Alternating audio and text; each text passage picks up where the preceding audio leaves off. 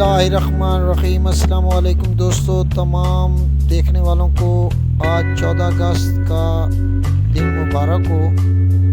आज मैं आपको कौमी परचम के बारे में चंद मालूमात दूंगा। सबसे पहले कौमी परचम जो है वो सैयद अमीरुद्दीन किदवानी ने डिज़ाइन किया।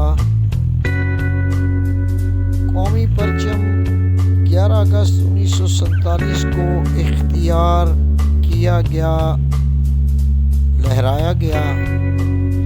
कौमी परचम सब्ज़ और सफ़ेद रंगों पर मुश्तमिल है।